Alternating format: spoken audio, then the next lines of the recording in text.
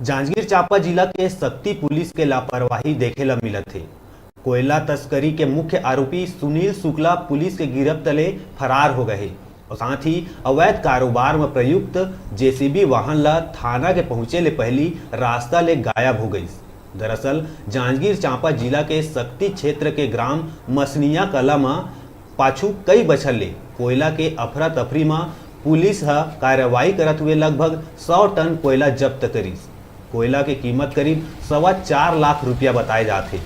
जानकारी के मुताबिक कोयला TRN एनर्जी कंपनी के है, जिन्हा रायगढ़ जिला कती जात रहीस, मगर रास्ता में ट्रक कोयला तस्कर के हाथ लग गए और ट्रक के ड्राइवर के संग सांठ गांठ करके कोयला चोरी करत रहीस, जेकर जानकारी कंपनी के अधिकारी ल लगी और अधिकारी अपन टीम के साथ मौका में पहुंच के आरोपी मन ला रंगे हाथ पकड़ लीस और ये मामला के जानकारी पुलिस ला दीस।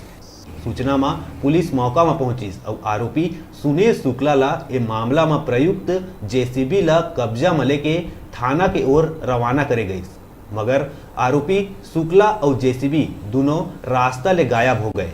उन्हें पुलिस के ए लापरवाही के बाद पुलिस के कार्य प्रणाली में भी अब सवाल उठा थे। फिलहाल पुलिस आरोपी के विरुद्ध मामला दर्ज कर लिए है। आज सुबह ग्राम मसनिया कला में अवैध कोयला अफरा तफरी करने और चोरी करने के संबंध में शिकायत मिली थी, जिस पर पुलिस द्वारा मौके पर पहुंचकर मसनिया कला में एक स्थान पर, सड़क किनारे एक स्थान पर अवैध रूप से डंप किया हुआ कोयला बरामद किया गया है, जिसकी नापतोल अभी कराई जा रही है। अभी एक आरोपी पुलिस की हिरासत में है और शेष 2 लोगों का नाम और है इसमें आरोपीगण के रूप में, जो अभी पुलिस की गिरफ्त में नहीं है।